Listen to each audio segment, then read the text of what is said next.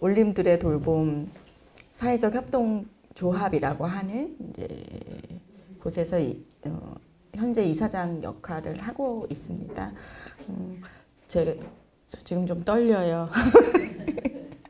사실은 제가 이제 종종 이렇게 이야기를 와서 해줬으면 좋겠다. 뭐 이제 이런 분들 만나 뵈러 가기도 하고 뭐 지방에 간 적도 있고 이런데 보통은 제가 만나 뵀던 분들과 오늘 살짝 다른 팀워크에 자랑하고 계신 분들이셔가지고 좀 떨리기도 하고 사실 우리가 서로 다른 공동체에 속해져 있는데 제가 활동하고 있는 공동체와 또 이 전진상 공동체가 만나기 시작한 게 사실은 이제 제가 이제 센터장님과 이제 연락을 받고 한 번 전진상에 왔었어요. 올해 초에 와서 보고 오늘 이제 두 번째 오게 됐는데요. 첫 번째도 그렇고 두 번째도 그렇고 저를 이렇게 고요하게 만들어주는 전진상의 어떤 영적 어떤 그 영향이랄까 저에게 이렇게 들어오는 순간 벌써 이제 그런 게 느껴지거든요. 그래서 낯설기도 하고 또 이제 지금 자리에 앉아 계신 분들을 뵈면서도 제가 그런 떨림이 좀 그래서 있는 것 같아요. 긴장되고 떨리고 익숙하지 않고 이래가지고 저는 언제나 막 붕붕붕붕 떠다니면서 얘기하고 막 정신없고 막 이런 하루하루를 살고 있거든요. 그리고 근데 오늘 어떻게 우리가 함께 저의 명강의는 자신이 없지만 저희를 최대한 잘 소개해드리고 또 이 지역 근처에서 멀지 않은 너무나 가까운 지역에서 서로가 서로의 존재를 알고 그것만으로도 되게 의지가 될 거라는 생각은 하나는 있고요. 그리고 두 번째는 그리고 또 우리가 앞으로 가야 할 길이 만나는 곳이 있다면 어떻게 또 서로 응원하면서 같이 만날 수 있을까? 이런 자리가 됐으면 좋겠다라는 기대를 가지고 저도 이 자리에 왔습니다. 저는 잠깐 이제 강의 전에 제 소개를 좀 드리면 저는 그 원래는 이제 아이들하고 지내는 일을 했었어요. 그러다가 저도 아이를 낳고 결혼하고 뭐 이러면서 이제 아이를 키우느라고 일을 좀 그만두고 다시 일을 시작할 때는 이 마포에 있는 다들 아실 수도 있는데 그 생활협동조합 생협 아시죠? 그래서 그 생협이라는 곳에서 일을 다시 시작했고 그게 20년 정도 전인 것 같아요. 그래서 그 이후부터는 계속 그 생협 안에서 어떻게 지역 공동체를 만들까? 이런 일들을 좀 계속 담당하면서 일을 해왔었고 어느덧 그 제가 속한 그 생협이 안전한 먹거리나 뭐 환경이나 이런 것의 이슈를 갖고 있었는데 그것을 넘어서서 결국에는 돌봄이 가족으로 되지 않는다. 그리고 생협의 어떤 그 공동체 안에서 어떻게 하면 서로 돌봄을 할 수 있을까? 이런 고민을 한 2007년, 8년부터 좀 진행을 했었습니다. 그래서 그러면서 이렇게 제도가 만들어지는 뭐 장교양 사업이라던가 이런 것들을 하기로 조합원들이 결의하고 돌봄 사업을 시작하게 됐어요. 그래서 그 돌봄 사업을 시작하면서 이제 두 개의 안전한 먹거리를 공급하는 사업 그리고 돌봄을 하는 그런 사업 이 두 가지를 진행하고 있었고 제가 그 조직에 이제 실무자로 들어왔다가 시간이 좀 지나고 나서 좀 책임자를 맡게 됐었고 그리고 책임자를 맡다가 맡다 보니 이게 그래도 생협 입장에서 보면 먹거리를 공급하는 일은 엄청 큰 일이고 모든 조합원의 일이었어요. 근데 돌봄은 여전히 그 안에서도 어떤 특정한 분들의 이야기이고 규모도 작고 이러다 보니까 이 돌봄 얘기가 더 사회 우리가 느끼는 것만큼 진전이 좀 더디다라는 생각도 들고 그래서 어떻게 하면 돌봄 논의를 조금 더 우리 조직 안에서 잘할 수 있을까 이런 고민이 좀 있었고요. 그래서 저희가 법인을 분리하게 됐어요. 그래서 생활협동조합 법인이 있고 사회적 협동조합 법인으로 분리하게 되고 분리하면서 그냥 실무자들만 나가라고 할 수는 없잖아요. 그래서 제가 생협을 그만두고 그 돌봄 사회적 협동조합으로 옮겨오게 된 지 올해 4년 차거든요. 그래서 그 울림둘의 돌봄 사회적 협동조합의 고은주인데 울림둘의 소비자 생활 협동조합이 또 있습니다. 그래서 저희의 어쨌든 모기업이라고 해야 할까요? 더 든든한 어쨌든 저의 뒷배에는 울림둘의 소비자 생협이 있고 마포 지역에 한 7,000명 정도의 조합원분들이 계세요. 그리고 서울에는 한 12,000명 정도의 조합원들이 있는 그런 소비자 생협에서 사실은 그 소비자들이 함께 만든 돌봄 사회적 협동조합이다 이렇게 그리고 거기서 저는 일을 하고 있고 마포 지역의 산지는 아까 이제 그 아이를 일은 이제 뭐 20대 27살부터 계속 마포에서 일을 해왔었고요. 근데 결혼하고 이것도 이제 사실 돌봄의 이야기인데요. 결혼을 하고 나서는 이제 마포에 살고 싶지 않았어요. 왜냐하면 제가 돌보는 아이들하고 이렇게 겹쳐지니까 좀 프라이버시를 유지하고 싶어서 서대문에 살았거든요. 그런데 제가 임신을 하고 아이를 낳으려고 이제 휴직을 하고 이러고 나서 보니 저도 기댈 데가 없더라고요. 그때 되게 어떤 막막함이 있었고 그래서 그러면 이사를 와야겠다. 이렇게 해서 제가 이제 몸담고 일했던 어린이집이 있는 그 마포 성산동으로 저도 이사를 와서 아이를 낳고 제가 돌보았던 아이들의 부모님들이 계시잖아요. 그리고 그 아이들이 있는데 그 아이들이 우리 집에 놀러 오고 그 부모님들이 저의 고립을 좀 메꿔주고 이제 이러면서 그때부터 지금까지 계속 성산동, 서교동에서 살고 있는데 그러니까 산지는 23년 이렇게 된 것 같아요. 그렇게 살면서 계속 지역에서 그런저런 이런 활동들을 일로서 하고 있습니다. 간단하지만 약간 긴 것도 같았던 제 소개를 마치고요. 오늘 어쨌든 제목은 사실 제가 이제 의뢰받기는 서로 돌봄을 위한 준비라고 하는 것으로 의뢰를 받았어요. 그런데 이제 서로 돌봄을 위한 준비 그런데 이제 그 와중에 좀 어떤 일들이 저에게도 좀 있었고 이래서 집으로 갈 수 있을까? 이제 이런 질문을 좀 드려보고 싶어서 질문을 이렇게 뽑게 됐어요. 그러나 결국에 이제 서로 돌봄에 대한 이야기를 나누게 될 것 같습니다. 그래서 이야기의 굳이 순서라고 한다면 존엄한 삶과 죽음은 가능할까? 이런 질문들 같이 생각을 좀 해봤으면 좋겠고 그리고 의존과 독립에 대해서도 좀 같이 이야기를 나눠봤으면 좋겠고요.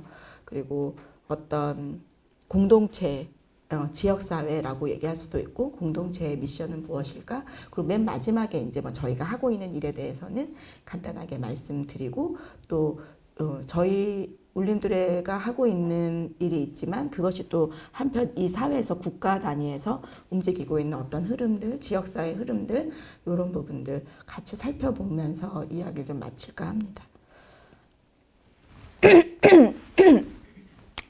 그러니까 집에 가서 따뜻한 데 누워서 자고 싶다.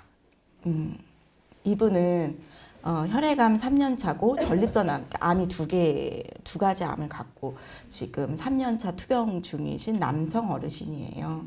그런데 3년 투병 중에 지난 9월과 10월에 9월에 왼쪽, 10월에 오른쪽 고관절이 이렇게 낙상으로 인해서 고관절 골절이 연거푸 일어나셨고 9월 달에 기저암이 있었기 때문에 이제 어렵게 9월 달에 수술을 어쨌든 하게 됐고 그래서 회복해서 퇴원을 하셔서 집에서 좀 걸으시기도 했었는데 추석 앞두고 다시 추석 연휴에 골절이 일어났어요.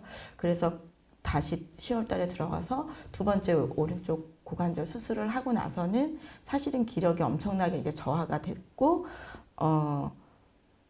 그럼에도 당연히 퇴원을 했고 근데 이틀 만에 다시 너무 고열이 일어나서 재입원을 하게 됩니다. 그런데 이제 재입원을 복통과 이제 발열을 호소하셨었는데, 그래서 입원해서 이제 그 원인을 좀 중환자실에 입원하셨고요.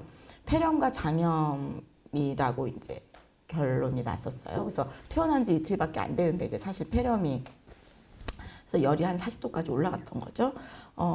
그리고 현재 주요 증상은 어찌됐든 배변과 배뇨의 어려움을 겪고 계시는 거였어요. 그래서 너무 이제 복통이 되게 많았고, 그런데 사실은 영거포 집에 와서 지내신 시간이 9월달 태어나서 한 2주? 3주?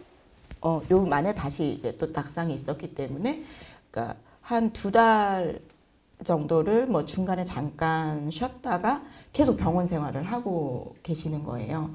근데 3년 동안 항암 치료를 했지만, 그 과정에도 이제 물론 이제 뭐 너무 힘들어서 이렇게 입원하시고 이랬던 적이 있지만 계속 가족 돌봄을 집에서 하고 있으셨던 거였거든요.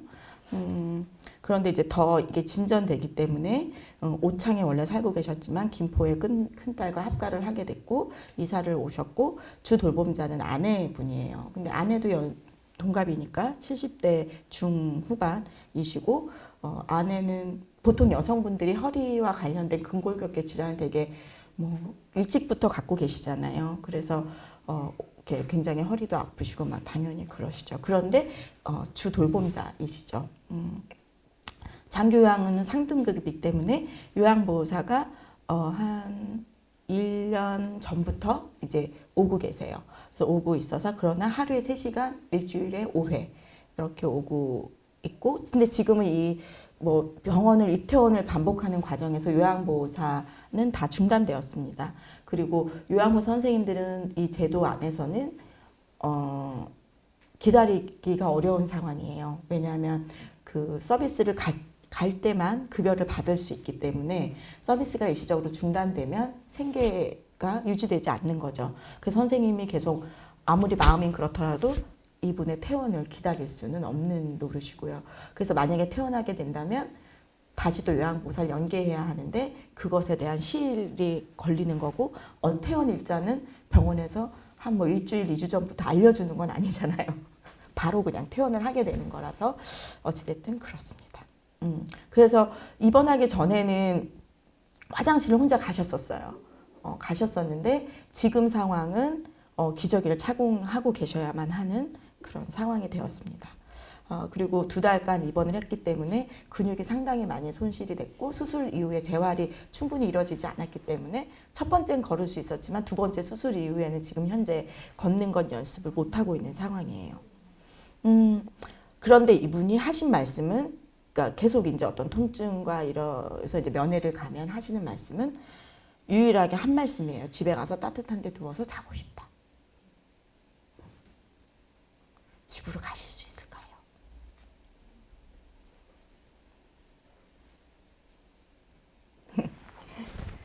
왜냐하면 어떻게 보면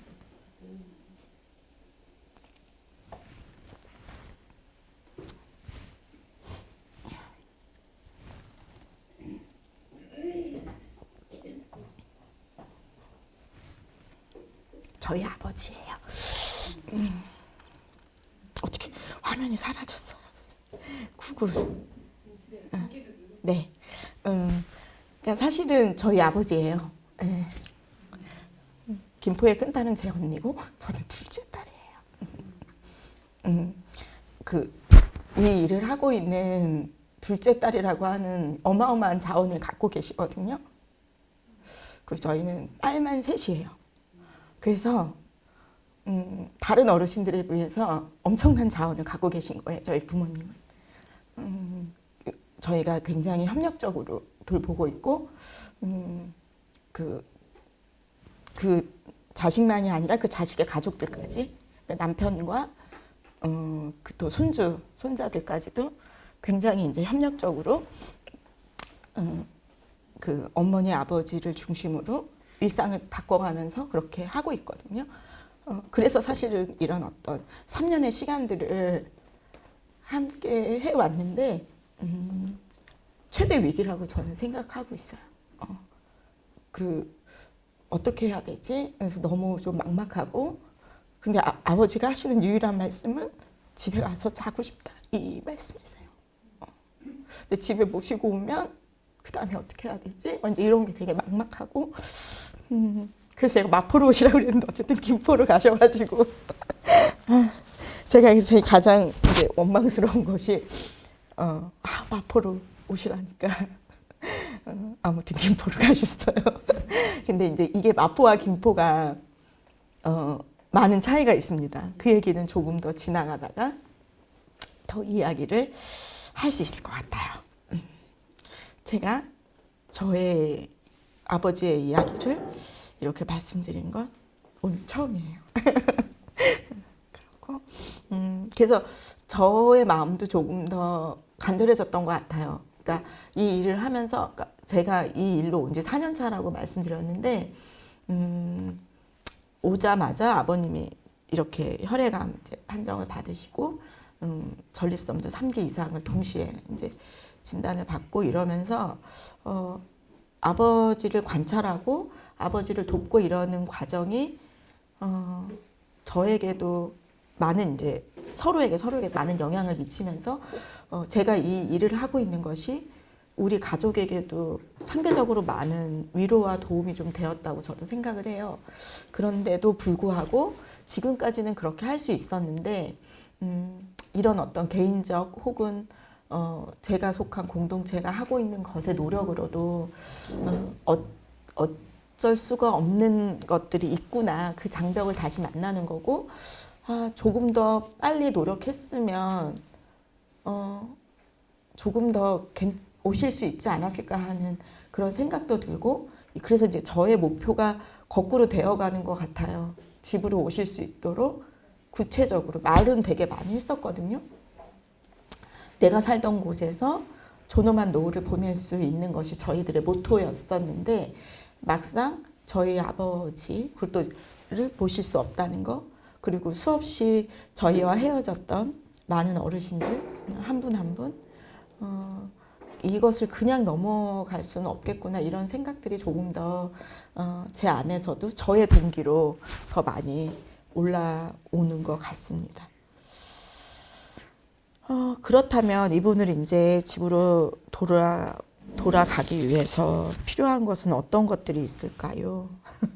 여기서 이제 현실적인 얘기들이 나오는 거죠. 그러니까 다행히 이제 앞선 분은 가족이라고 하는 돌봄의 이제 핵심적인 이렇게 돌봄 자원이라고 말할게요. 자원이 있으신 거거든요. 그런 분들 같은 경우에는 사실은 집으로 가시기 위해서는 의료가 집으로 오는 것이 되게 중요해요. 왜냐하면 당사자가 집으로 병원으로 가는 건 되게 어렵기 때문에 이제 매번 구급차를 불러야 하고 그리고 가면 계속적인 어떤 검사가 병원에 가면 아시는 것처럼 많은 검사들을 또 해야만 의사 선생님들 어쨌든 또 어떤 처치를 하실 수 있잖아요. 그래서 그런 과정이 좀 불필요하고 실제로 환자의 체력이 그것을 버틸 수 없는 상황인데 그러면 의료가 집으로 와주어야 합니다. 그것을 우리는 왕진이라고 예전에는 말했었고 지금은 방문 진료 혹은 그 장기요양보험 제도 안에서는 재택진료라고 얘기해요. 그래서 이렇게 찾아오는 진료가 있어야 합니다. 그리고 그 다음 단계는 저보다 좀 더 이제 익숙하고 잘 아실 것 같기도 한데 집으로 오는 호스피스가 있어야겠죠. 네. 가정 호스피스가 있어야겠죠. 그리고 또 하나는 더 중요한 것은 의사 선생님이 매일 올 수는 없잖아요.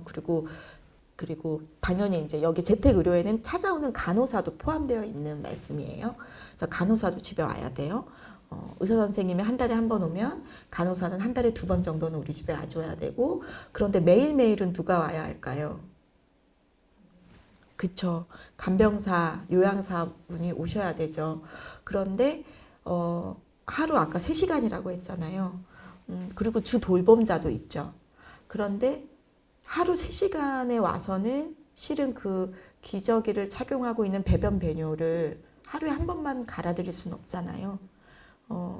그런데 주 양육자는 아까 건강에 마찬가지로 이분을 돌리고 이렇게 하는 것에 너무 엄청난 육체적 무리를 갖고 있는 거예요. 그러면 적어도 하루에 3시간을 쪼개서 3번을 올 수는 없을까? 이런 상상을 해보게 되죠. 그러면 식사는 주 양육자가 도와줄 수 있으니까. 근데 아직 우리 제도는 그럴 수가 없어요. 일본은 그렇게 하고 있습니다. 그래서 그렇게 사실은 조금 더 수시 방문이 지금 필요한 상황이에요. 그래서 이런 것들이 24시간 케어가 가능해야만 어떤 분이 집에서 머무를 수 있다. 그래서 결국엔 의료 자원들이 집으로 들어와야 하는 것, 들어올 수 있는 경로가 마련돼야 되는 것, 그리고 무엇보다 가장 중요한 건 돌봄 자원이, 돌봄하실 수 있는 분들이 24시간 이 집과 연결되어 있어야만 사실 집으로 환자는, 당사자는 자기 집으로 와서 지낼 수 있고 거기서 생을 마무리를 하실 수 있는 거죠. 근데 이제 만약에 혼자 사시는 분이었다면 위에 지금 방금 말한 것 갖고는 너무나 부족해요. 진료와 간병만으로 삶이 있는 건 아니잖아요. 의사 선생님만 오고 간호사만 오고 요양보호사만 온다고 해서 내가 이렇게 내 삶의 마무리를 편안하게 존엄하게 집에서 있을 수 있을 것인가? 사실 그렇지 않아요. 그래서 그럴 때는 이분에 대한 어떤 영양과 식사에 대한 부분들도 사실 발생하게 되는 거고, 무엇보다도 가장 큰 건 정서적인 지지와 안심을 드리는 거겠죠. 그리고 의료와 이런 뭐랄까요, 간병을 넘어선 이분의 삶의 시간들이 있잖아요. 그 시간들이 일정하게 정돈되고 정리되고 마무리되어지는 과정도 필요합니다. 그래서 그런 업무들이 있어요. 은행에도 가서 무언가를 해야 하기도 하고 관공서에도 가야 하고 이런저런 그분의 삶이 유지하거나 혹은 정리하거나 그 어떤 과정에서도 혼자서는 이제 하실 수 없기 때문에 그런 것들을 도와줄 사람도 필요해요. 그리고 이거는 그냥 저의 생각인 것이지 그 당사자 입장에서 본다면 사실은 훨씬 더 이제 제가 이제 빈칸들이 있는데 빈칸들이 있을 거라고 생각해요. 이건 아직까지 제가 생각한 거예요. 만약에 여기 계신 선생님들께서 말씀해 보신다면 어떤 것들이 더 필요할지, 필요할까? 나라면 나는 어떤 것이 더 필요할까? 내가 집으로 돌아가기 위해서는 병원은 생애 마무리를 병원이 맞이하는 곳은 아니잖아요. 원래 그랬잖아요. 이제 저희가 지난주에 이 재택의료와 관련된 강의를 저희 조직에서도 이제 그 조합원들하고 강좌를 진행했는데, 실은 한국 사회는 원래 임종의 장소가 원래 어디였어요, 선생님? 그죠? 집이었죠. 집이 몇 프로나 차지했었을까요, 예전에? 불과 한 30년 전에. 거의 대부분. 그쵸? 네. 한 3, 40년만 해도 8, 90%는 다 집에서 임종을 하셨던 거잖아요. 지금은 어떨까요? 임종의 장소가. 네. 병원이 거의 80% 이상이라고 해요. 그런데 그 당사자의 욕구는 우리나라가 이제 조사한 욕구를 보면 50%가 넘지는 않더라고요. 집에서 내가 있고 싶다, 생애 마무리를 집에서 있고 싶다, 내가 살던 곳에서 있고 싶다라고 하는 게 50%가 넘지 않아요. 그래서 그 재택의료 하고 계신 의사 선생님 말씀이 의외였다고 하셨어요. 너무 수치가 본인의 생각보다 낮다. 근데 이제 일본 사회에서 그 수치를 했을 때는 60%가 넘거든요. 근데 이제 그런데 이제 일본 사회에서도 집에서 내가 살던 곳에서 내 생의 마무리를 지내고 싶다는 욕구는 60%가 넘었어요. 그런데 일본의 현실은 70% 이상이 병원에서 돌아가십니다. 네.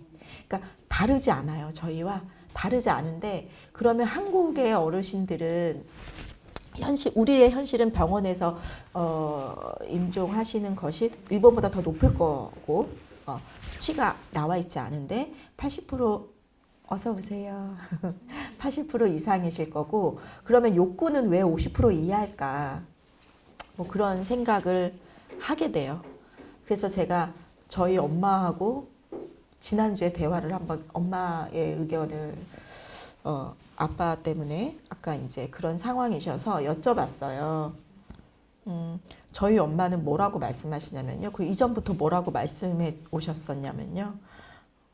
여기 계시는 우리 선생님들은 어떻게 생각하세요? 저희 엄마 답하기 전에 나는 어디서 생을 마무리하고 싶다라고 생각해 보신 적 있으세요? 병원. 그리고 선생님 혹시 어떠실 것 같다고 한번 생각해 보신 적 있으세요? 저희 어머니는 요양원이다 이렇게 말씀하셨어요. 그래서 아까 제가 그 50%를 넘지 않는 한국의 수치를 생각할 때 저희 엄마 생각하게 돼요. 아 그럴까요? 어떨 때는 잘 안 들려요? 네. 그럴게요. 이렇게 잡고 할까요? 네네, 저도 이게 더 편하네요. 그럴게요. 감사합니다. 그래서 저희 어머니께 여쭤보니까 요양원이라고 말씀하시는 거예요. 그래서 제가 한 번 더 물어봤어요. 진짜 요양원이냐고. 근데 이제 요양원이라고 말씀하시는 것에 이유가 있잖아요. 왜 그럴까요? 그죠. 자식들 고생시키고 싶지 않으니까. 지금도 이렇게 아빠 때문에 고생하고 있는데 고생시키고 싶지 않으니까. 그래서 본인의 의사가 그건 본인의 의사일까요? 아닐까요? 사실은 아닌 거죠. 내 속마음은 아닌 거죠. 그것을 꾹꾹 누르면서 말씀하시는 거예요. 그래서 제가 웃으면서 엄마한테 엄마 할 수 없으면 엄마가 가야 될 수도 있지만 그건 그 다음 얘기인 거고 진짜로 엄마가 원하는 걸 말해야지 우리도 생각을 해보고 안 되면 어떤 방법을 찾아보고 그래도 안 되면 어쩔 수 없지만 그래도 말할 자유는 있는 거지 말을 해보라고 막 그랬거든요. 근데 집에서 계시고 싶다고 하시더라고요.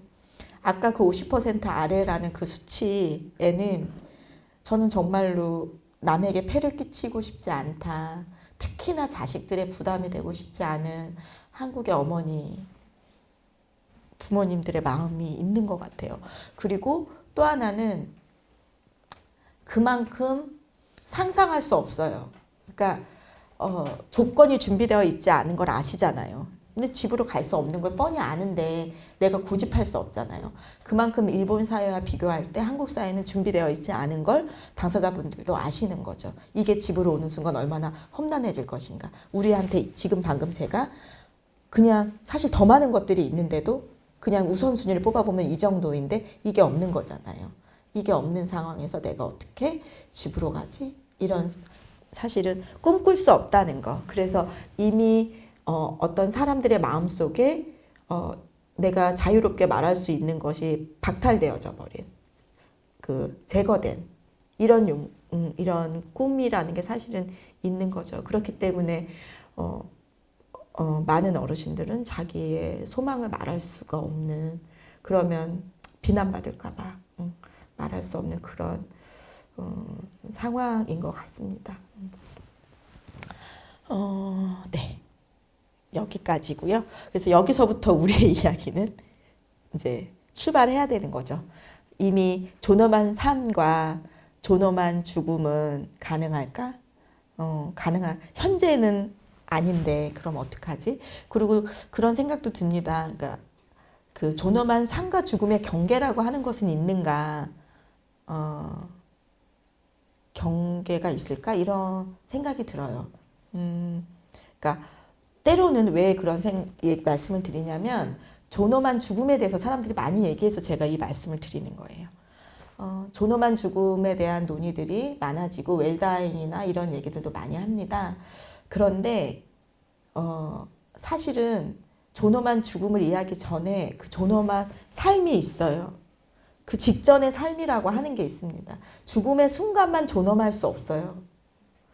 존엄한 삶의 연장 속에서 존엄한 죽음이 만들어지는 것이지 내가 나이 들고 아프고 병들어가는 과정 그 하나하나가 나의 자유를 버리고 나의 소망을 버리고 내 꿈을 말할 수 없고 내가 말하는 것이 누군가에게 민폐가 되는 이렇게 무언가를 계속 스스로 버리고 포기해가는 과정이 존엄한 삶이 아닌데 어떻게 그 종착지가 예를 들어 연명치료를 하지 않는 것 자체가 존엄한 죽음이라고 말할 수 있을까요? 저는 그것은 결국에 존엄한 삶에 대한 고민이 아주 많이 부족한 것이고 그 존엄하게 살 수 있도록 하는 과정 끝에 존엄한 죽음은 완성으로 당사자에게 오는 것이다라고 하는 생각이 들고요. 그래서 이야기를 조금 해보겠습니다. 이것은 이제 제가 조금 이제 책 얘기들을 조금 하게 될 것 같은데요. 사람들은 그러니까 이렇게 아픈 것, 장애가 있는 것, 그리고 나이가 드는 것 이런 것들에 대한 우리의 생각이에요.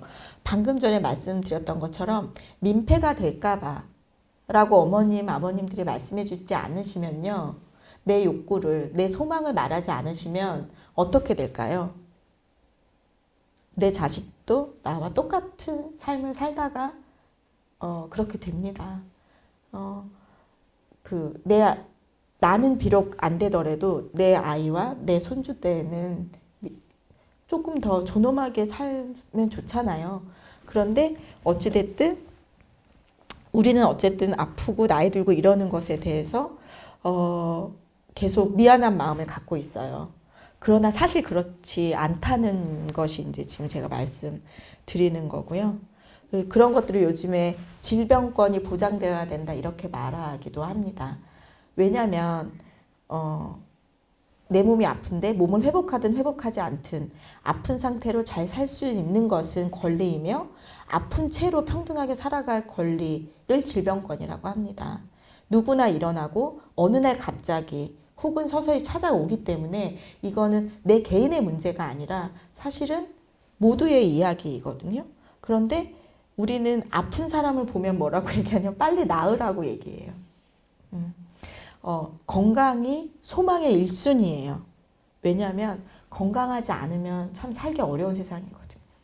건강하지 않은 것을 인정한다거나 아픈 상태에서도 그분이 잘 살 수 있는 환경이 조성되지 않잖아요. 그래서 결국에 빨리 나아, 건강하길 바래. 이것은 그 책임을 누구에게 돌리는 거죠? 당사자에게, 아픈 사람에게. 어떤 병에 걸렸어. 그러니까 좀 스트레스 받지 말라고 했잖아. 응? 그러니까 잠 좀 잘 잤으면 좋았을 텐데. 그 제일 많이 하는 말 뭐죠? 담배와 술을 끊으라고 했잖아. 뭐 그런 것들이잖아요. 아픈 것에 어떤 원인이 개인에게 있다고 우리는 가장 먼저 생각하죠. 그런데 예를 들어 폐암이 우리나라에 되게 많다. 물론 이제 담배나 이런 것들이 있을 수 있겠죠. 그러면 담배를 많이 피는 것은 그 개인이 참지 못해서인가요? 담배를 엄청나게 팔고 있는 우리의 사회가 있는 거잖아요. 그런데 이게 계속적으로 어떤 개인의 너가 잘못해서 그래서 아픈 사람이 죄책감을 갖게 만들어요. 그리고 수치심을 갖게 만들어요. 그래서 너가 잘못해서 아픈 거라고 생각하게. 그래서 아픈 사람들은 내가 뭘 잘못했지. 자기 삶을 거꾸로 자꾸 돌아보게 만들어요. 내가 뭘 잘못했길래 내가 지금 이렇게 아픈 걸까? 라고 생각해요. 그러면 지금은 내가 아프지만 다음번에 또 아픈 사람도 또 그 생각을 하게 해요. 결국에 수없이 많은 사람들이 다 자기 자신을 탓하게 되고 실은 더 큰 어떤 우리 사회가 변화해야 되는 문제들에 대해서는 아무도 얘기하지 않기 때문에 큰 거는 바뀌지 않은 채 작은 것들을 얘기하게 되겠죠. 그래서 어떤 분이 그 얘기 하셨어요. 되게 이렇게 아시죠? 뭐더라? 우리 코로나 때 감기 환자 막 줄고 이랬던 거 있었잖아요. 그리고 비행기가 날지 않으면서 그리고 하늘이 되게 맑았던 거 기억하세요? 우리는 그렇게 공기가 안 좋은 현대 사회에 살고 있는데 아이들이 감기가 걸리는 건 엄마가 아이를 잘 케어하지 못해서인가요? 근데 엄마들은 그런 반성을 하고 있거든요. 더 큰 얘기들은 모든 사람들이 함께 겪고 있는 것은 더 큰 주제가 있는 건데 그것을 여전히 개인들을 회고하게 만들기 때문에 사회는 조금 더 한 발도 나아가지 않는다. 그런데 그 아픈 사람들이 자기가 아픈 것을 좀 더 당당하게 아플 권리가 있다라고 말하고 나를 위해서 사회가 움직여줘라. 나는 아픈 채로 살 수 있다. 그러면 만약에 장애가 있는 분들은 이 장애를 개선하지 않은 다음에는 이 사회에서 시민으로서 살아가기가 너무 어려운 거잖아요. 이런 관점의 변화, 그것을 저희가 이제 질병권이라고 말씀하시는 분들이 계십니다. 그래서 그 책이 어디에 나와 있냐면요. 아파도 미안하지 않습니다예요. 책 제목이 이제 이해가 되시죠? 아픈 사람들 너무 미안한 마음을 많이 갖고 있는 거예요. 나 이거 좀 도와줄 수 있어? 나 이게 지금 좀 어려운데. 특히나 회사 생활하는 직장인들 같은 경우에는요. 아프면 죄악이에요. 아시죠? 회사를 그만둬야 돼요. 아픈 채로 일을 할 수가 없어요. 아프면 동료에게 너무나 큰 민폐를 끼치는 존재가 돼버리고, 그래서 이제 막 이 사람이 때문에 내가 일이 더 많아진다라고 서로 느끼게 만들고 이런 거죠. 그래서 모든 경력이 단절되어 버리는 거죠. 그래서 사실 젊었을 때 아픔을 겪는 어떤 암이나 이런 것을 요즘에는 젊은 친구들도 많이 걸리는데 젊은 세대가 암에 걸릴 경우에 그 사람은 자기의 꿈 모두를 버리게 됩니다. 회사에서 나와야 하니까. 그래서 경로 수정을 다 하게 되는 이런 것들이 있는 것 같아요. 그런데 이제 두 번째 책을 소개해 드리는 아픈 몸을 살다라고 하는 책을 제가 돌봄 공부 모임 할 때 두 번째로 읽었던 책이었는데 여기에서 그런 말을 하시더라고요. 건강한 이들에게 목소리를 낮춘 소문으로만 전해지는 어느 먼 곳의 땅을 고되게 걷는 이들. 이분들이 아픈 분들이라는 거예요. 건강한 사람들은 가보지 못했던 어떤 미지의 아주 소문으로만 거기 아프면 어떻게 된대. 뭐 이런 얘기를 하는 그 먼 곳의 땅을 혼자 고되게 걷는 사람들이 있어요. 그리고 침대, 병실, 방 안에 붙박여 있지만 사실 이분들은 누구보다도 멀리 가보고 남들이 못 본 미지의 경험을 했던 분들이라는 거예요. 그래서 이분들의 경험을 우리가 듣지 않는다면 나에게도 그곳은 또다시 미지의 땅인 거고 내가 거기에 도착했을 땐 나도 너무 낯설어서 어렵게 되는 거죠. 그래서 아프면 보이는 것들에 대해서 우리는 더 관심을 가지고 그 소리를 들으려 해야 하고 거기로부터 배워야 하는 것들이 있다. 그래서 그 당사자들에 대한 이야기에 우리는 귀를 기울여야 한다. 이런 말씀들을 최근에 또 많이 하고 있고 다행히는 한 5년 전 그러니까 제가 돌봄 쪽으로 일을 해야지라고 생각했을 때 이제 공부를 하려면 책을 봐야 되잖아요. 책을 막 검색하는데 책이 너무 없는 거예요. 특히나 우리나라 사람들이 출간한 책이 너무 없었어요. 그래서 대부분이 다 외국의 책들이었어요. 이 아픈 몸을 살다도 외국분이 이분도 의사였는데 본인이 암에 걸리면서 본인이 의료를 경험하게 되죠. 왜 이렇게 환자가 우리나라 의료 이제 본인의 나라 그 자기가 겪는 이 의료는 치료만 있고 케어가 없지 이런 경험들을 하세요. 나의 병과 나를 분리해서 병은 막 치료를 하시는지 모르겠는데 의료진들이 병을 앓고 있는 나라는 사람에 대한 관심은 너무 없고 나를 케어해 주는 건 하나도 없는 거예요. 그래서 고독하고 외롭고 부인과 둘이서 그렇게 겪어야만 했던 그런 시간들을 의사로서 다시 회고하면서 쓴 책이거든요. 그래서 아픈 몸을 사는 사람들이 자기 이야기를 하는 것이 얼마나 소중하고 그것이 우리 사회에 얼마나 긍정적인 영향을 주는 것인가를 굉장히 이제 이렇게 열변을 토하신 책이에요. 근데 이런 책이 있었는데 우리나라에서 이제 당사자분들이 하는 책은 거의 전무했어요. 그런데 지금 한 4년 정도 제가 이제 이 일하면 4년 정도 시간이 지났는데 엄청나게 책들이 많이 나왔어요. 그 얘기는 우리 사회도 조금씩 변하고 있고 이 돌봄이라고 하는 것을 조금씩 나의 얘기로 그리고 이것을 어떻게 변화시켜 갈지에 대해서 당사자들이 그 주체다라고 하는 것을 조금씩 보여지는 모습인 것 같아서 지금은 책이 엄청 나오고 있습니다. 이것도 약간 비슷한 이야기예요. 의존과 독립. 제가 아까 아픈 몸을 살다를 두 번째로 읽은 책인데 그럼 첫 번째로 읽은 책은 뭐냐? 이 책이었어요. 새벽 3시의 몸들에게 라고 하는 이것은 한국 학자분들이 공동으로 저자해서 한 네 분 정도의 여성분들이 쓴 책이거든요. 그래서 한국 여성분들이 쓰셔갖고 이제 제일 처음 나오자마자 사서 읽었었는데 새벽 3시라고 하는 시간이 있더라고요. 그리고 저도 이제 이 돌봄 일을 하면서 새벽 3시가 어떤 문제인지 알게 됐어요. 어떤 시간인지. 새벽 3시는 아픈 분들이 통증을 가장 크게 느끼는 시간이에요. 그래서 모두가 가족들이 잠든 밤 새벽에 혼자 깨어서 통증을 참고 있는 시간. 새벽 3시. 그런데 이렇게 불면의 밤을 지내시거나 그 원인 모를 통증에 시달리시는 분들은 이 새벽 시간이 엄청나게 그 통증이 찾아오거든요. 근데 가족을 깨워야 될지 말아야 될지 엄청 외롭고 고된 시간이죠. 그 새벽 3시의 몸들에게 그 아픈 시간을 경험하고 있는 분들에게 전하는 메시지가 담겨져 있는 책입니다. 여기에 보면 그럼 이런 구절들이 나옵니다. 뭐 다치고 아프고 장애가 있고 늙어가는 사람들이 평범한 시민이 아니라 예외적인 약자로 여겨지고 취약한 이들에 대한 돌봄이 시혜와 호의에 의존하는 사회에서라면 우리는 아프고 늙는 것을 여전히 두려워할 수밖에 없다. 사실 근데 우리 사회는 약간 그렇잖아요.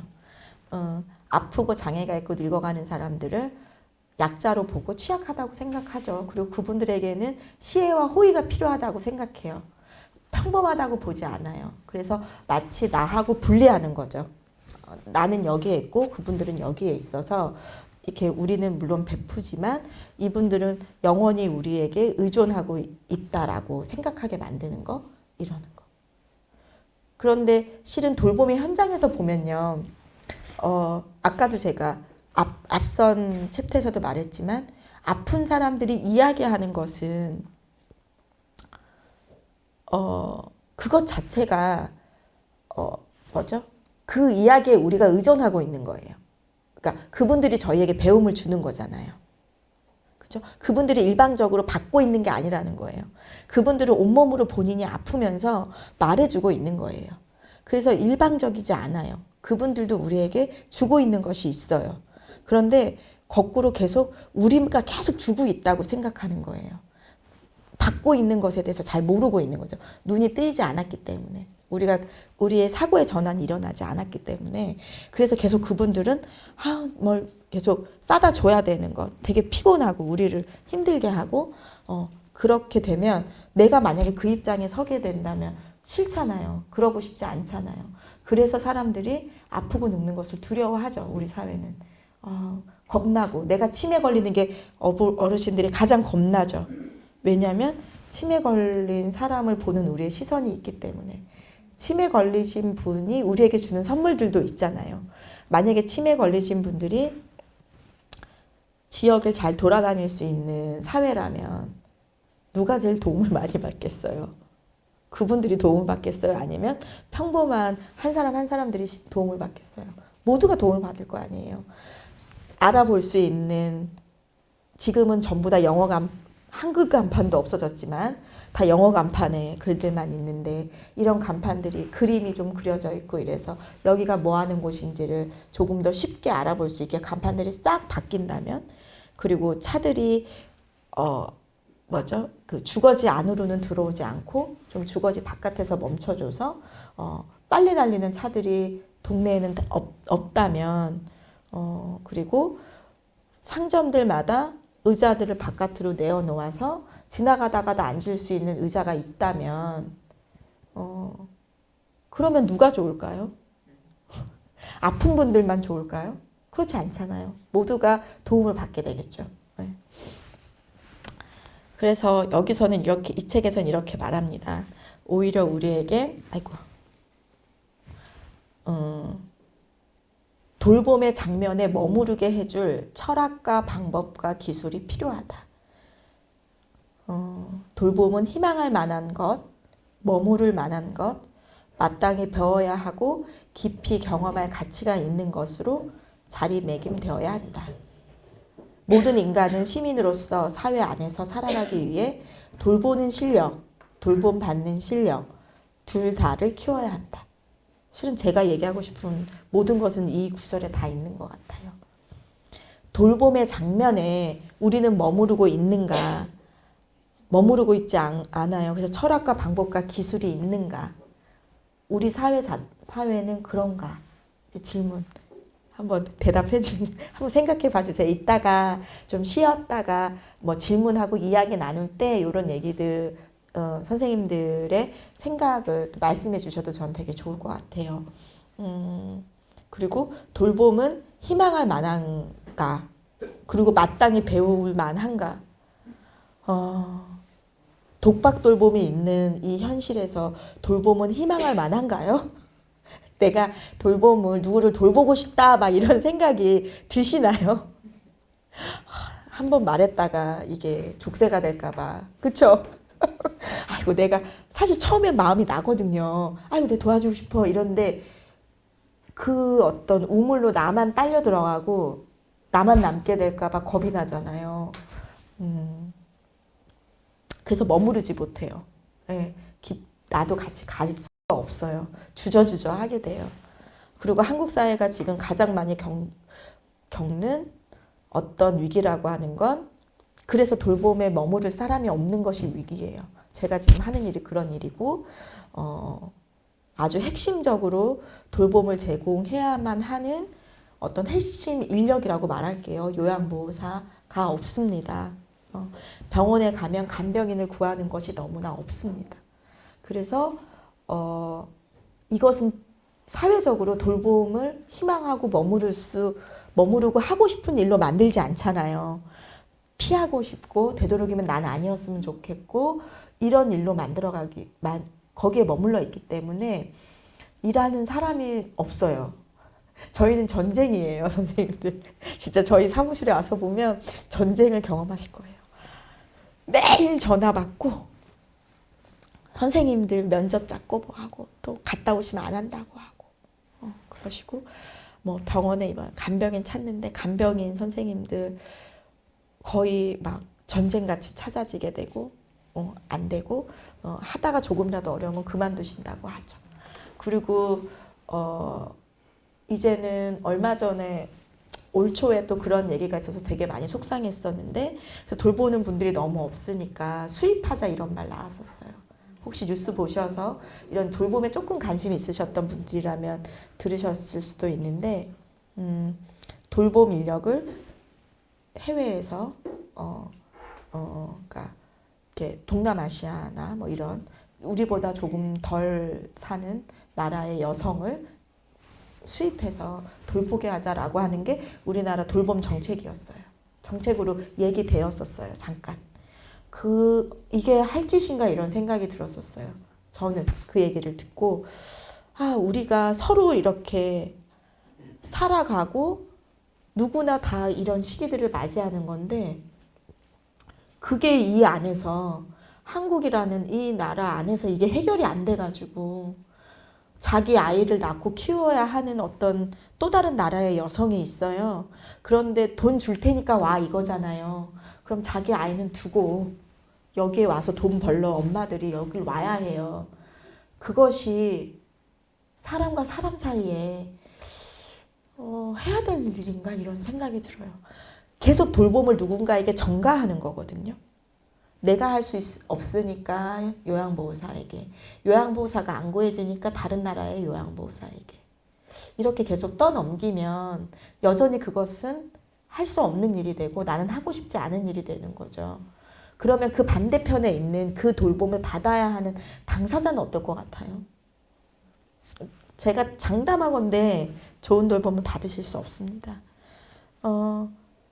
기꺼운 마음이 아니고 그 문화 자체가 그것이 인정되지 않는데 어떻게 그 둘만의 고립된 관계 안에서 나를 존중해주고 내 이야기를 들어주고 내가 말로 잘 표현할 수 없는 것도 알아차려주는 그런 돌봄이 가능하겠어요. 이게 이렇게 그냥 시장 안에서 더 싸니까 들어오라고 그래 뭐 이렇게 얘기하게 되는 건데 어쨌든 그렇습니다. 그래서 우리는 지금 철학과 방법과 기술을 더 많이 이야기하고 얘기해야 하고 그리고 무엇보다도 더 중요한 것은 돌보는 실력을 시민 한 사람 한 사람이 키워야 해요. 내가 장착해야 합니다. 그리고 또 하나는 돌봄 받는 실력도 필요합니다. 이거는 제가 이렇게 뵈면 이제 여기 계신 분들은 그런 실력이 있어 보이시는데요. 돌봄 받는 실력은 또 뭐지? 이렇게 생각하실 수 있어요. 근데 저는 이제 돌봄을 제공하는 쪽에서 일하고 있는 사람인데 제공하다 보면 너무 서투세요. 돌봄 받는 능력들이 잘 없으세요. 그 얘기는 뭐냐면 다른 사람과 좋은 관계를 맺는 방법을 잘 모르세요. 나를 도와주러 온 사람을 존중하는 법을 모르세요. 내가 원하는 것을 말하는 방법을 모르세요. 그래서 너무 거칠고 무례하고 알아서 다 해주겠지 뭐 이런 것들이에요. 그리고 여전히 내 가족이 해줬으면 좋겠다라고 하는 마음도 버리지 않고 계세요. 그래서 못마땅한 거예요. 모든 것이. 못마땅하니까 오는 사람에게 고운 말씀을 못 하세요. 그러니까 당연히 돌봄을 도와주시러 오신 분들도 고운 마음이 나지 않겠죠. 사실 돌봄이라고 하는 것은 맞춤 돌봄이라고 말하거든요. 존엄한 돌봄, 맞춤 돌봄. 나에게 맞춰줘 이건데 맞추려면 내가 말해야 할 거 아니에요. 꼭 말이 아니더라도 나의 행동과 나의 표현을 통해서 상대방과 소통하는 거거든요. 근데 그런 것들이 너무나 서투르세요. 그래서 엄청난 시행착오를 많이 겪고 그래서 결국에는 내가 가장 행복하지 않아요. 내가 서툴기 때문에 내가 행복하지 않죠. 내가 상대방을 존중하지 않기 때문에 내가 존중받지 못해요. 근데 이런 것들을 잘 하시는 분들 계세요. 뭐 우리나라에는 아주 많지는 않으세요. 그런 분들이. 그런데 이제 어떤 저희 이제 치매 당사자, 이제 치매와 관련된 또 글을 쓰신 분이 있는데 본인의 아버지가 가지고 있는 능력이 이제 치매에 걸리셨는데 치매를 앓고 계신 아버님이 계시는데 아버님의 능력이 있어요. 치매이시지만. 그래서 기억할 수 없지만 그분은 환대하는 능력을 갖고 있어요. 그래서 그분이 이제 그런 데이케어 같은 데 이제 이용하시면서 집에 머무르시면서 데이케어를 이용하시는 거죠. 그런데 이 데이케어에 가거나 이러면 이분은 매일매일 어제 만났던 사람 오늘 기억하지 못하지만 이분이 가지고 있는 능력은 반가워하는 능력이 있는 거예요. 그리고 항상 웃고 막 이런 게 있으세요. 즐거우신 분이에요. 그러니까 자원활동가든 뭐 이렇게 이런 요양보호사든 이렇게 간병하시는 분들이 이분과 이야기할 땐 너무 즐거운 거예요. 어제 걸 기억하지 못해도 매일매일 오늘은 너무 재미있고 또 새로운 만남이 계속적으로 만들어지는 거죠. 그래서 본인의 아버지가 그 능력 하나로 굉장히 즐겁게 사랑을 서로 주고받으면서 기억하지 못하지만 오늘은 되게 사랑하는 날이 되는 거죠. 누군가를 만나서 기억이 중요한 건 아닌 거죠. 이 순간에 이 사람과의 만남에서 교감을 느끼고 즐거우면 됐잖아요. 근데 그렇게 지내고 계신다는 말씀을 들었어요. 그래서 어찌됐든 잘 돌보고 좋은 돌봄을 제공하는 능력도 필요하고 그것은 어떤 특정 직업에 있는 사람들만이 가져야 하는 것이 아닌 모두가 가져야 하는 거지만 결국에 또 나는 누군가 나를 향해서 오는 사람들에게 내가 가져야 하는 그런 에티켓과 받는 능력도 필요하다. 우리는 그것들을 장착해 가는 시간들이 많이 필요하다. 이런 말씀을 드려요. 그래서 여기에서 뭐 제목은 어쨌든 의존과 독립이라고 하는 얘기였는데 돌보는 실력과 돌봄받는 실력의 어떤 그런 경계 아까도 계속 제가 말씀드렸던 것처럼 아프고 늙고 장애가 있고 이런 것들이 어떤 경계라고 하는 건 실은 없다. 의존이라고 하는 것은 모두가 함께 같이 일어나는 거고 내 삶 전체에서 있는 거지. 누구는 일방적으로 의존하고 내 삶의 어떤 시기에는 계속 독립적이었다가 어떤 순간에 갑자기 의존적으로 바뀌지 않는다. 같이 함께 있는 것이다 라고 하는 말씀을 드리고 싶어서 굳이 의존과 독립이라는 말씀을 드렸습니다. 어떤 사람은 계속 의존이라고 하는 것에서의 낙인이 있고요. 독립해야 한다는 숙제를 줘요.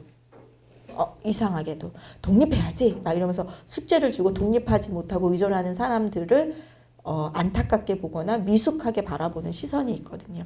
그러나 실은 모든 사람은 독립과 의존하고 있고 또 일정 부분 독립해서 살아가고 있다는 거죠. 같은 얘기예요. 의존과 독립처럼 정상과 비정상 그리고 경계라고 하는 것은 무엇일까? 이 책은 제가 어제 다 읽었어요. 제가 왜 이렇게 근데 너무 권하고 싶은 책이었어요. 그래서 저희는 1년에 몇 번씩 그 돌봄을 아까 돌봄 받는 실력과 돌봄하는 실력들이 있어야 되기 때문에 그런 교육을 진행하고 있거든요. 저희 센터 안에서. 근데 어제 이제 지역분들이 교육을 들으러 오셨는데 마침 제가 어제 아침 10시에 이 책을 다 읽어서 이 책을 막 소개드렸어요. 그랬더니 슬플 것 같아요. 막 이렇게 얘기하시더라고요. 다 적어 가셨거든요. 이것은 사실 오늘은 이제 노년에 대한 이야기를 저희가 하고 있지만 제가 앞에서도 장애에 대한 이야기도 살짝 했습니다. 근데 이 책은 정신장애와 관련된 책이에요. 최근에 그러니까 우리가 뭐 탈시설, 지역사회 통합돌봄 이거 좀 이따 맨 뒤에 제가 말씀드리긴 하지만 사람은 시설에 있지 않고 지역사회에 나와야 돼 라고 얘기할 때 그 대상은 누구냐면요. 지역에서 살아야 되는 사람들은 누구지? 지역으로 나온다는 건 그전엔 지역이 없었다는 얘기인데 그럼 그 사람들은 어디에 있었지? 네, 시설에. 그러면 그 사람들은 누구였을까요? 어르신들, 아픈 노인들, 그리고 장애인들, 그리고 특별히 정신장애인들. 이렇게가 대부분 시설에 계셨습니다. 그래서 중증장애인들과 별도로 정신장애인들이 정신병원이라고 하는 시설에 계셨었죠. 그런데 국가가 지금 계획하고 있는 건 이 세 그룹 모두 다 지역으로 돌아와야 된다라고 얘기하고 있어요. 그래서 지역사회는 아픈 노인들이 지역으로 돌아올 수 있어야 하고 중증 장애인들이 지역에 돌아와서 집에서 살 수 있어야 하고 정신장애인들이 집에서 살 수 있는 사회를 만들어야 하는 게 국정과제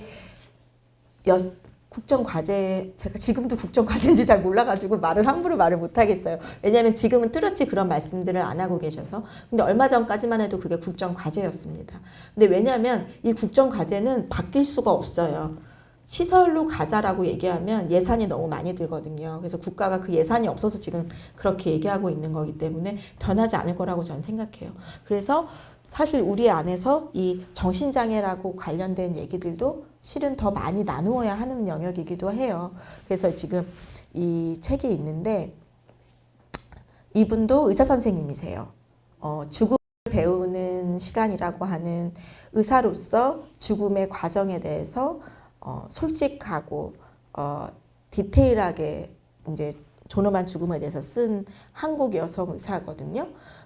한국 의사들은 이런 책을 잘 쓰지 않아요. 외국 책이 오히려 존엄한 죽음과 관련돼서는 한국 의사분들이 현장에서 쓰신 책이 별로 없는데 이 김연아 선생님이 그걸 쓰신 분이세요. 근데 두 번째 책을 본인의 딸이 정신질환을 앓고 있었고 그 책에 대해서 쓰신 가족으로서 의사로서 쓴 책이세요. 그래서 따끈따끈하게 나온 책인데 여기에서 보면은 정상과 비정상에 대한 이야기들이 좀 나옵니다. 정상이란 오랫동안 사회가 누구를 받아들이고 누구를 거부할 건지를 결정하기 위해서 쓴 개념일 뿐이다. 그래서 되게 유해한 허구에 불과하다라는 거죠. 그러니까 누구가 정상이고 누구가 정상이 아닌지를 도대체 누가 결정하고 그 라인은 도대체 언제 만들어지는가 어디서 사실 누구도 말하지 못하거든요. 근데도 암암리에 우리 속에는 정상과 비정상이라는 게 있어요. 굳이 꺼내서 말하려면 사실 잘 모르겠지만 그렇게 바라보고 있죠. 그리고 장애를 바라보는 의료적 시각은 장애란 비정상이라고 낙인 생각하는 거예요. 그래서 이것을 치료해서 정상으로 만들어야 한다는 어떤 과제를 갖고 있는 거죠. 특히나 정신질환 같은 경우는 더 그런 것 같아요. 그래서 이것을 치유폭력이라고 부른대요. 그냥 그 상태로 있으면서 살게 해주는 것이 아니라 계속적으로 이제 그러면 병원에 들어가 있어야 되고 시설에 들어가 있어야 하잖아요. 사회생활을 할 수가 없잖아요. 그리고 그 사회생활을 하지 못하게 하는 것이 너무나 정당하잖아요. 그래서 그렇게 가둬놓은 채로 가해지는 많은 폭력들이 정당화시키잖아요. 그래서 장애도 인간의 삶의 한 모습이기에 우리가 삶의 방식을 바꾸어서 누구라도 자유롭게 자신의 삶을 영위할 수 있도록 해야 한다고 이야기한다. 그러니까 이 선생님은 그렇게 얘기하고 계십니다. 그래서 좀 낯서시겠지만 요즘에 가장 20, 30대가 가장 많이 겪는 어려움이 이런 어려움을 겪고 있어요. 우울증 그리고 공황장애 우리의 젊은이들이 그런 어려움을 많이 겪고 있습니다. 그리고 보시면 아시겠지만 산부인과는 사라지지만 정신의학과가 가장 많이 생기고 있어요. 그러면 우리는 이것을 어떻게 이해하고 왜 이분들은 그렇게 아픔을 겪는지 그리고 그 아픔을 겪는 것을 격리되지 않고 어떻게 이 사회에서 이해하고 같이 살아가고 할 것인가 뭐 이제 이런 이야기들이 결코 우리가 알고 있는 이제 일반적 장애나 혹은 노화와 크게 다르지 않습니다. 그래서 계속 이렇게 배제되는 분들이 있습니다. 이어서 이제 앞에 부분에서 이제 제가 계속 반복되는 뭐 말씀을 드렸고 앞으로도 계속 또 그러긴 하겠지만 앞에 부분은 조금 더 시민으로서 혹은 이제 우리의 어떤 철학, 우리의 자세, 태도 이런 얘기들, 사회의 어떤 태도, 철학 이런 얘기 말씀을 좀 드렸던 것 같아요. 그러면 지금은 조금 더 현실적인 이제 얘기를 말씀을 드릴 거예요. 존엄한 삶이 가능한 사회는 그럼 어떻게 만들지? 누가 만들지? 이런 조금 더 어디까지 왔지 우리 사회는? 이런 말씀을 드리겠습니다. 자, 여기 이제 그림을 보면 개인, 국가, 공동체, 시장이 있어요. 이 전진상에서는 이제 시장 이런 말씀을 하시는지 안 하시는지 제가 잘 모르겠는데, 사실은 우리가 산다라고 할 때는 내가 있는 거고, 내가 무언가 필요하면 그 시장에서 사시잖아요. 뭔가를 구매하잖아요. 어떤 것들이 필요할 때. 그리고 때로는 국가가 그걸 그냥 제공해 주기도 하잖아요. 그리고 또 어떨 때는 내가 돈으로 사지 않는데도 나에게 주어지는 것들이 있어요. 그런 것들이 이제 실은 공동체라고도 말할 수 있겠죠. 그런데 존엄한 삶, 그리고 돌봄이 가능한 사회는 저마다 이 개인, 국가, 공동체, 시장 모두의 영역이 다 필요한 부분입니다. 어느 하나만 있어서는 되지 않아요. 그래서 그 말씀을 드리려고 이 그림을 보여드리는 거예요. 그러니까 개인이라고 할 때 여기에 가로 열고 가족까지 포함시킬게요. 근데 사실은 요즘에는 저는 그 가로 가족이 없다라고 사실 생각하고 있거든요. 그리고 그거는 받아들여야 된다. 전통적 가족은 사실 많이 해체되어 있고 가장 많은 가구 유형은 1인 가구예요. 우리나라에서. 1인 가구가 가장 많이 있어요. 뭐 4인 가구가 가장 많지 않습니다. 더 이상 부부와 자녀 둘이 있는 4인 가구를 정상 가족이라고 생각하는 것은 이제 우리 사회에는 없어요. 그래서 그런 가구는 아주 드문 유형에 속하는데 이제 어찌됐든 그래서 개인, 그다음에 국가, 시장, 공동체. 공동체는 가로 열고 지역사회 이렇게 말할 수 있을 것 같아요. 어떻게 하면 이 개인의 영역 혹은 가족의 영역은 예전에는 이게 큰 원이라고 하고 이게 파이라고 생각하면요. 저희가 돌봄은 이전에는 이 개인이 거의 몇 프로를 차지했을까요? 개인과 가족이. 개인과 가족의 돌봄은 거의 한 80% 이상 차지하지 않았을까요? 우리가 아이를 낳거나 혹은 그리고 나의 죽음까지 가는 인생 여정에서 태어나서 죽을 때까지 어떤 인생 여정에서 돌봄이 필요한 순간들은 되게 여러 순간들이 있는데 우리 사회는 너무나 빠르게 지금 좀 변하고 있지만 한 50년 전까지만 해도 대부분의 그 돌봄, 그 과정의 돌봄은 개인 혹은 가족이 감당해 왔었습니다. 아이를 낳으면 당연히 엄마가 봐야 했었고 엄마가 아니면 그 엄마의 엄마가 봐야 했었고 힘들다고 하면 언니 동생들이 같이 봐주고 이렇게 가족이 계속 아이의 양육부터 어르신의 부모님의 돌봄까지를 대부분은 다 가족이 8, 90%를 차지했던 것 같아요. 그리고 국가가 책임지는 어떤 돌봄의 영역은 어떤 부분이 있었을까요? 그 와중에도 그 시절에도 가족이 없는 분들, 그렇죠? 가족이 없으신 분들을 이렇게 모아서 우리가 보통 이제 취약계층이라고 얘기하는 분들에게 어떤 복지 서비스를 제공했었죠. 그것은 전통적으로 국가나 사회단체들이 해왔던 역할들이 있었어요. 그런데 대부분은 그것의 어떤 수혜자라고 굳이 말하자면 그것은 가족이 없는 분들이 대상이었어요. 그래서 가족이 있는 사람은 가족이 돌보고 가족이 없거나 경제적으로 되게 형편이 어려우신 분들은 국가나 사회단체가 돌보고 이런 위에 있는 두 개, 개인과 국가 이렇게 나눠져 있었습니다. 그리고 대부분의 사람들은 다 개인이 그 문제를 알아서 그 집안에서 해결을 했어야 했어요. 그런데 이 개인의 영역은 점차로 줄어들잖아요. 여러 가지 이유를 우리가 이미 다 알고 있는 것처럼. 그러면 국가의 영역은 지금 커지고 있을까요? 체감이 안 느껴지시죠? 그런 상황인데 어쨌든 개인은 계속 줄어들고 있는 건 체감이 되시죠? 네. 공백이 발생하고 있어요.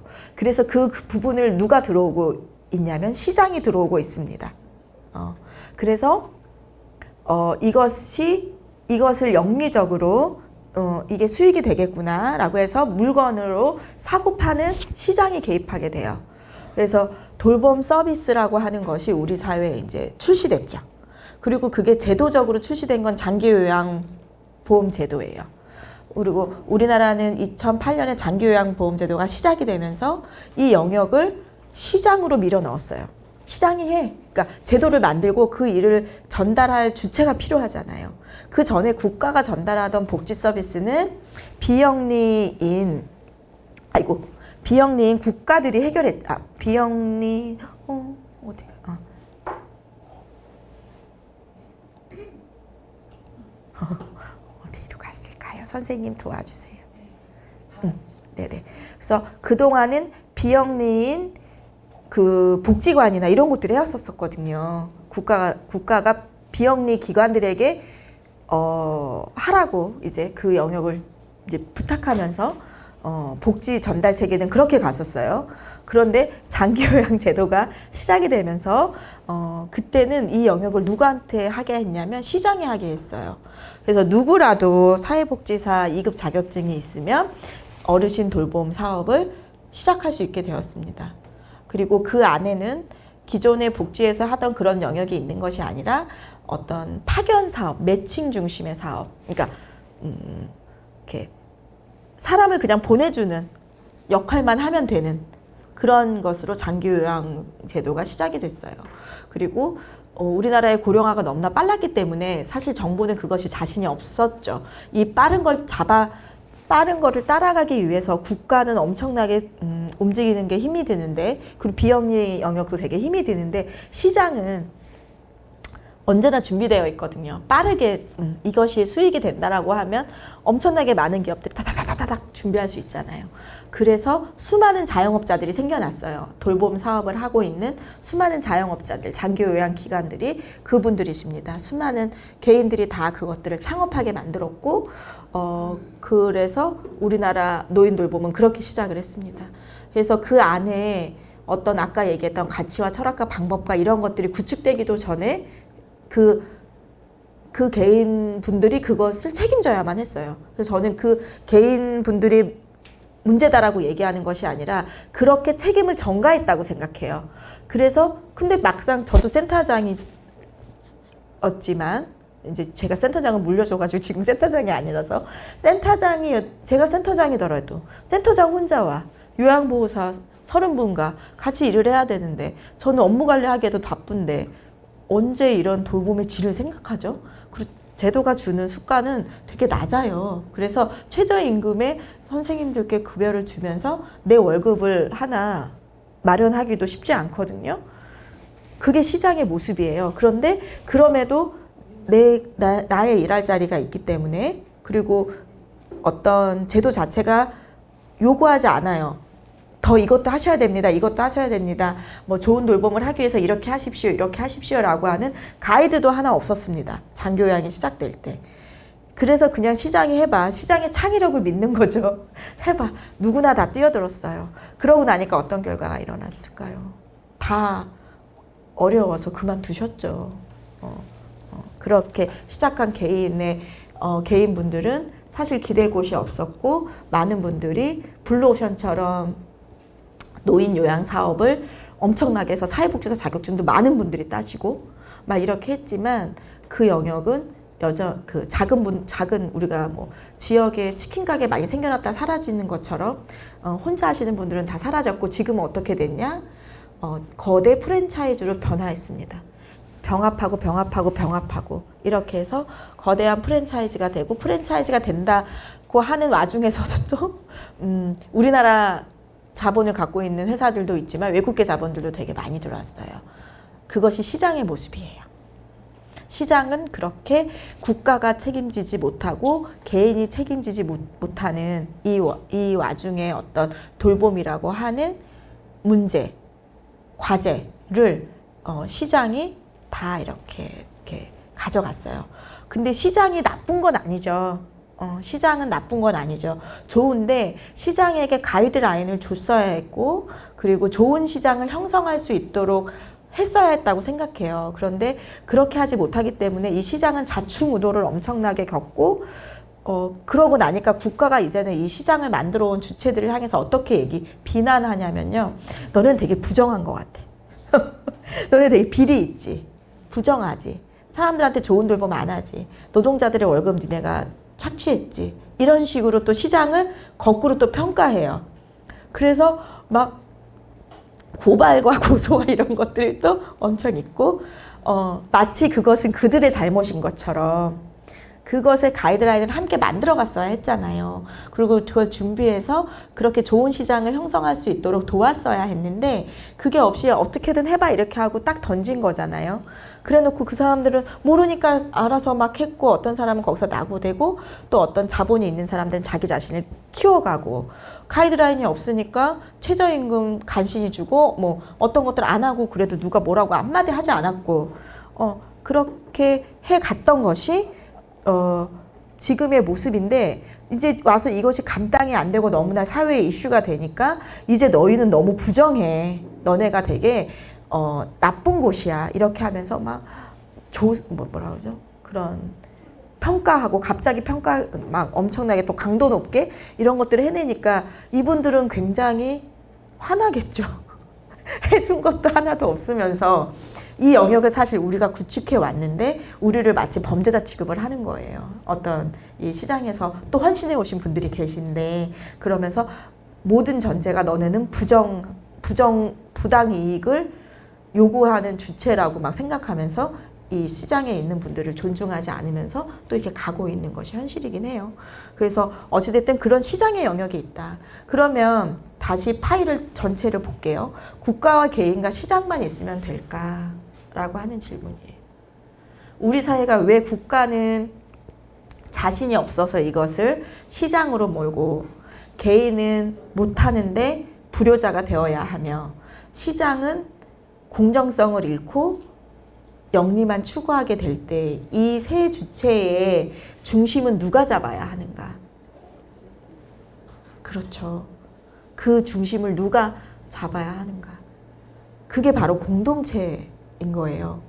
근데 이 공동체가 가장 가운데서 이것을 사실 딱 잡고 국가도 똑바로 하게끔 개인에겐 자유를, 그리고 개인은 아까 그런 돌봄의 실력들을 키우는 사람들로 만들어가고 문화를 만들어가야 하고 비정상으로 보지 않고 사람들이 이해하게 만들어야겠죠. 그리고 시장은 정당하게 공정하게 형성할 수 있도록 견인해 가야 되는 역할이 있는 거거든요. 근데 우리 한국 사회가 빠르게 공동 지역 사회가 이제 무너지기도 했고 또 다시 재형성되지 않으면서 이 주체가 없는 거예요. 지역에, 사회에.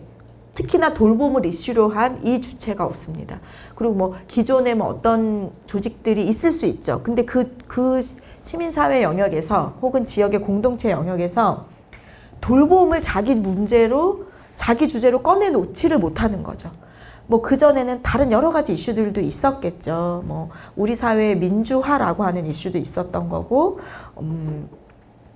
또 뭐가 있었을까요? 우리 사회 환경이라고 하는 이슈도 있었고, 여러 이슈들을 지역의 NGO든 NPO든 이런 혹은 지역의 마을 공동체든 이런 이슈들을 다루어 왔지만 돌봄이라고 하는 이슈를 자기 이슈로 끌어안지 못한 채로 돌봄의 위기는 온 거예요.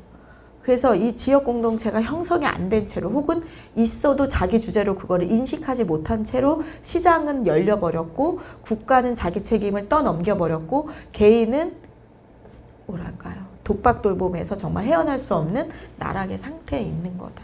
그렇다면 우리는 어느 쪽의 영역을 계속 만들어 가야 할 것인가 라는 질문을 가지게 되죠.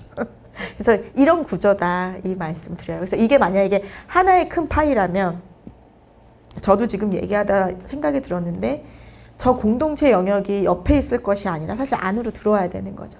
가장 한가운데에 들어와서 힘있게 이 중심을 잡아주는 역할을 해야 하는 것이죠. 그럴 때 또 이런 말씀들을 해요. 돌봄을 주제로 놓고 볼 때 돌봄은 그러면 어떤 수준에서의 돌봄들이 이루어져야 되지? 내가 아까 존엄한 삶을 만들어갈 때 그건 어떻게 가능하지? 라고 할 때 사람들은 거꾸로 생각해요. 공적 서비스의 확충, 이걸 먼저 생각해요. 가장 쉽게. 그건 아까 누구의 영역이죠? 국가의 영역이었죠. 그죠? 국가의 영역인데 공적 서비스가 확대되면 내 삶이 존엄해질 거라고 생각을 해요. 왜냐면 또 우리가 워낙 그게 없기도 하니까. 맞는데 거기서부터 출발할 수도 있지만 거꾸로 1번에서부터 시작할 수 있어요. 우리는 깨어있는 시민이니까. 그렇다면 나부터 시작한다. 내가 나를 돌보는 것에서부터 시작한다 라고 하는 거죠. 셀프케어. 내가 내 삶을 존중하는 것, 내가 나로서 당당해지는 것, 아까 나의 이야기를 내가 해내는 것, 그 내가 돌봄 받는 실력과 돌봄 주는 실력을 늘려나가는 것, 이게 나의 영역이거든요. 나 개인의 영역들이 내가 돌봄을 무관심해서 어느 순간은 거기에 가 있을 것이 아니라 가 있지 않아도 내가 그것을 인식하고 나의 삶이 나도 죽을 수 있다라고 하는 것, 나도 아플 수 있다는 걸 아는 것. 그래서 내가 나의 셀프케어를 스스로 이것을 지향해내는 것이 1번이겠죠. 그리고 두 번째는 이 부분에서 저는 실은 더 많은 얘기를 요즘엔 하고 있어요. 그러니까 거꾸로 아까 먼저 이 시트에서 보면 가족이 해체되고 이렇게 개인이 혼자 있는 것 같고 이런 얘기 하지만 사실은 그 비공식적인 어떤 지원들, 나를 너무 사랑하는 사람들 있잖아요. 내가 평생을 함께 살아왔던 사람들, 내 친구, 내 지인, 내 자식, 내 가족이 있거든요. 이것이 독박이어서 문제인 거지 이것을 무시해서는 안 되죠. 너무 중요한 사람들이에요. 내가 또 그런 사람들이 되어줘야 되겠지만 그래서 근데 우리는 하여튼 마음을 먹었을 때 자꾸 독박이 돼버리기 때문에 아까 말씀드렸죠. 쉽게 그것을. 그리고 우리 사회가 모두 다 이 2번 위에서도 아래서도 이 가족, 친구 등 비공식적 지원에 너무나 익숙한 사회고 여전히 그것에 의존하고 있기 때문에 문제인데 이것이 없다면 너무나 공허한 삶이 돼요. 그래서 제가 특히나 이제 어르신들이나 이제 중장년 이후에 저희와 함께하는 여성분들이든 뭐 이제 남성분들이든 제가 말씀을 드릴 때는 제발 이 비공식적 자원 자신을 나를 중심으로 한 이것을 가꾸셔라. 가꾸고 돌보아라. 나를 중심으로 내 비공식적으로 나를 챙겨줄 사람들을 확보하시라고 말해요. 이것이 없는 건 너무 빈약한 삶이에요. 그러면 나중에 나하고 저 4번밖에 안 남아요. 그러면 되게 외롭고 힘들거든요. 그래서 내가 살아간다는 것은 아까 존엄한 삶과 존엄한 죽음은 연결되어 있다고 얘기했는데 존엄한 삶을 사는 과정에 저는 사실은 이렇게 비공식적 내 친구들을 많이 만들어가는 과정인 것 같아요. 내가 아파도 친구는 만들 수 있잖아요. 교류할 수 있잖아요. 어디에 이렇게 그것을 무한대로 늘려라 이런 게 아니라 그 관계를 왜소하게 만들지는 마시라는 거예요. 친구가 있어야 한다. 그리고 마음 맞는 친구와 내 이야기를 소통할 수 있어야 된다. 그리고 그 친구에게 기꺼이 부탁하실 수도 있어야 돼요. 나 너무 아픈데 나 좀 보러 와줄래? 이런 부탁하실 수 있어야 돼요. 그러면 그 친구가 오지만 그 친구가 오는 순간 어떤 믿음이 생길까요? 내가 아플 때 얘도 나한테 올 수 있겠구나. 내가 가주면서 그런 게 생기잖아요. 저희 그런 거 있죠. 장례식 같이 가잖아요. 가는 게 뭐예요? 우리나라에 있는 그 상호부조. 가는 동시에 아 나한테도 오겠구나라고 하는 믿음이 있기 때문에 이게 돌아가는 거잖아요. 그런 것처럼 이 비공식적 지원 체계를 뭐 국가가 우리한테 그것을 구축하라고 요구할 일은 아니지만 나로부터 시작해서 나는 구축해야 된다는 거예요.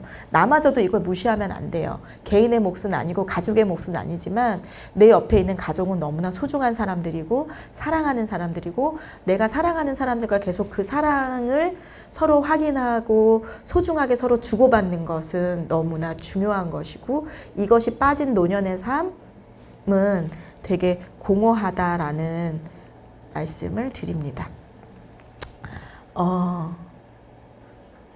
그리고 제가 이게 터치를 안 해서 자꾸만 얘가 그러는 거예요. 제가 왔다 갔다 할게요.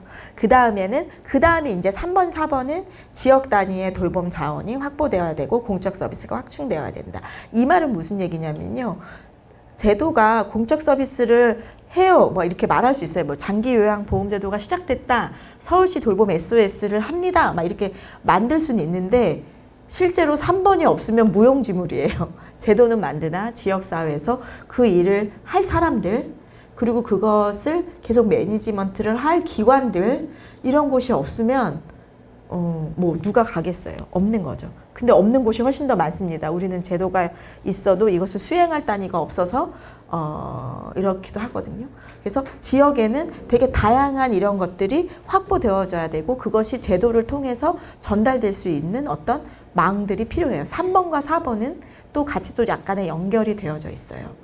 그래서 이것을 거꾸로 앞하고 연결해서 보면 4번은 국가의 영역인 게 너무나 정확하죠. 그렇죠?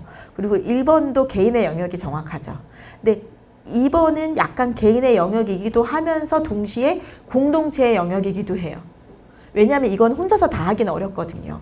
공동체가 도와줘야 돼요. 내가 친구 사귀는 거 혼자서 막 할 수는 없어요. 지금 방금 전에 선생님 말씀하셨는데 은평구에 미나 이제 배우러 가신다고 하시는데 그러면서 만나는 분들이 계시잖아요. 근데 미나 수업이 없으면 내가 갈 수 없잖아요. 그 미나 수업을 열어주는 분들이 있는 거잖아요. 그 전진상이 있는 거잖아요. 이렇게 이것은 약간 개인적이기도 하지만 공동체의 영역이에요.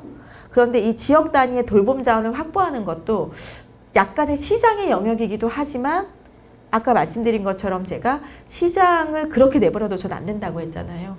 비영리적 시장이 필요합니다. 그래서 공공성을 지향하는 비영리적 시장이 클 수 있어야만 해요. 그게 이제 울림들의 돌봄 사회적 협동조합이 하는 일인데요. 그 비영리적 시장이 열어져야 되는 건 지역 공동체와 다시 만나요. 그래서 1번은 개인의 영역이기도 하고 영역이 분명하고 4번은 시장의 영역인데 2번은 개인과 공동체가 만나는 영역이라면 3번은 공동체와 시장이 만나는 영역이에요. 그래서 이 앞에서 이 개인과 국가와 시장과 공동체가 또 이런 방식으로 구축되어질 때 한 사람은 조금 더 존엄한 삶과 그 연장선상에 있는 존엄한 죽음이라고 하는 것이 가능할 수 있습니다. 그래서 이것을 그림을 또 이렇게 쌓는 걸로 보면 이렇게 쌓아져요.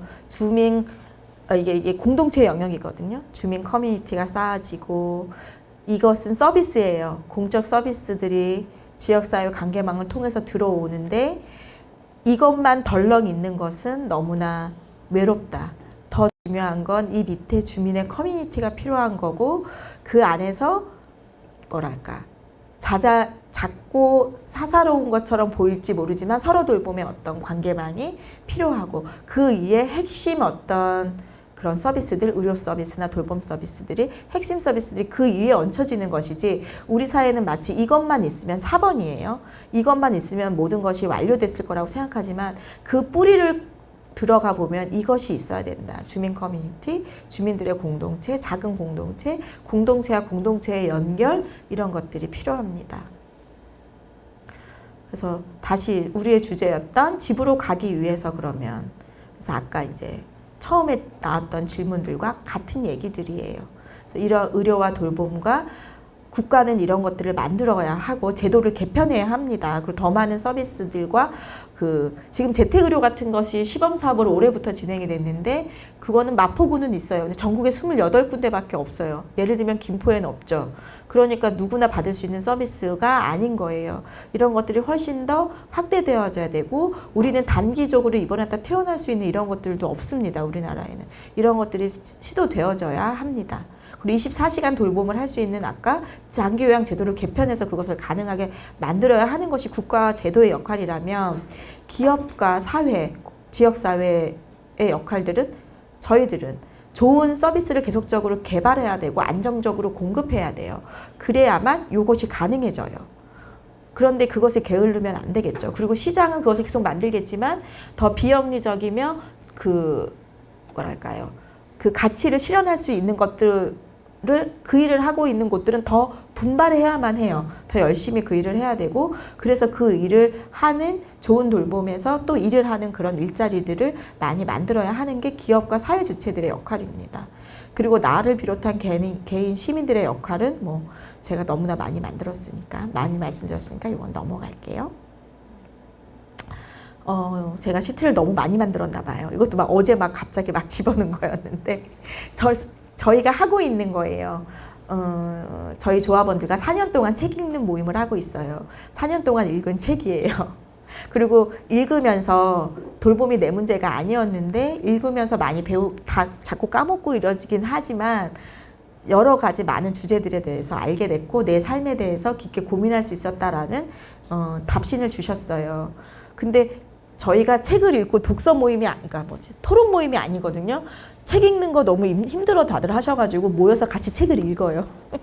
그래서 2달에 책 한 권 읽는 거예요. 4년을 했더니 이렇게 많은 걸 읽은 거예요. 많은 영역을 다루었고, 그러면서 한 사람 한 사람 돌봄이 우리의 얘기구나, 나의 얘기구나 라고, 아까 그런 주민 커뮤니티를 만들어야 되고 공동체를 만들어가는 그런 소중한 분들로 변화하고 있습니다. 그래서 그렇고요.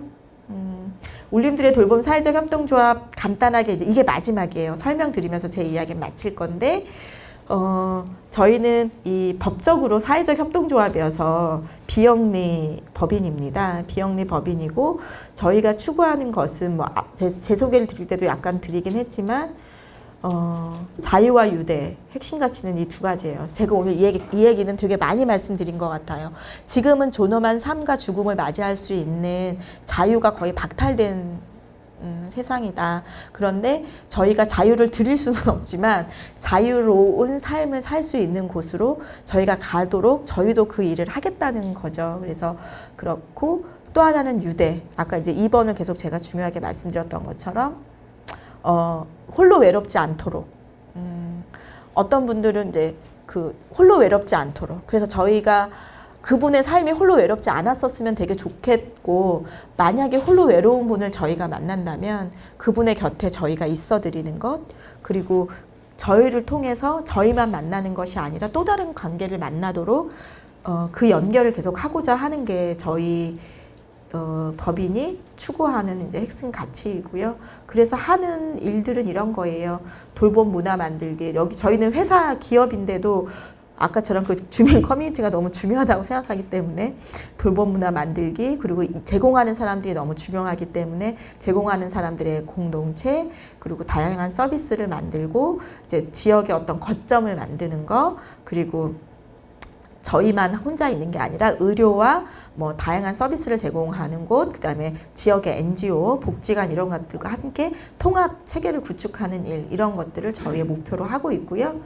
그래서 뭐 사업은 방문 요양 사업도 하고 제도에 들어오지 못하는 분들에 대한 돌봄 서비스도 하고 있고, 또 되게 뭐야 이건 야구 얘기지만 아이들도 돌보고 있어요. 그래서 이런 다 집으로 가서 하는 그런 서비스들 제공하고 있고요.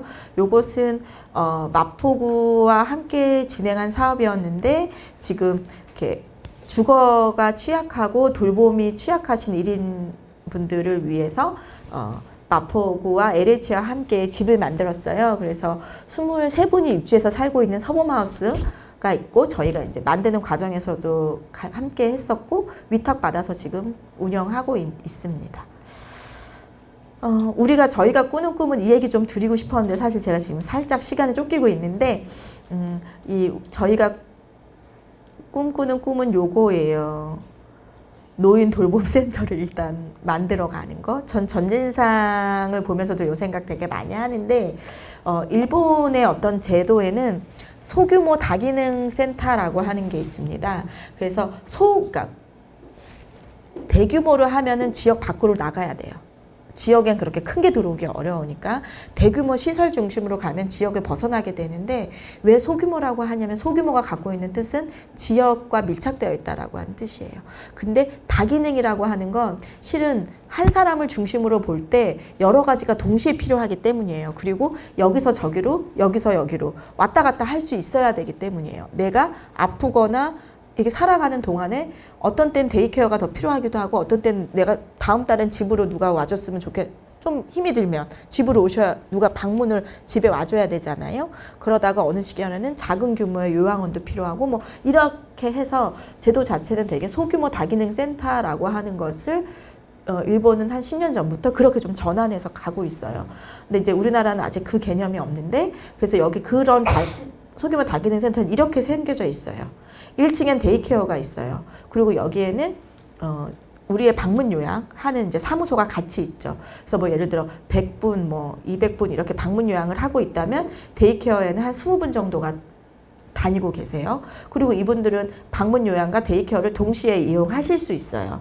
그리고 2층에는 그룹홈이 있어요. 그래서 어떤 분들은 데이케어를 오가다가 집에서 혼자 사시는데 더 조금 어려워지시면 그룹홈으로 올라가실 수 있어요. 그래서 그룹홈에 계시는 분들이 낮엔 데이케어에 오세요. 이렇게 해서 같이 지내기도 하세요. 근데 이 그룹홈의 규모도 그렇게 크지 않아요. 10분 정도 이렇게 같이 각자 다 자기 방, 개인실 다 있으면서 그렇게 하고, 어떤 곳은 여기에 어린이집이 딸려 있기도 하고 막 이래요. 이렇게 해서 이 안에서 집이 있는 거죠. 이 지역에 사시는 분들이 집에서 내가 서비스를 받으실 수도 있고, 데이케어를 이용할 수도 있고, 힘들면 그룹홈에 들어올 수도 있어요. 이것이 언제든지 유연하게 왔다 갔다 할 수 있어요. 그리고 심지어 24시간 서비스가 있어서 15분 간격으로 우리 집에, 그러니까 15분만 머물면서 와서 나의 기적의 케어만 해주고 가는 이런 서비스들도 있어요. 이런 식으로 좀 변화해 가고 있거든요. 근데 저희도 이런 소규모 다기능 센터를 생협과 함께 저희가 만드는 것이 저희의 꿈이에요.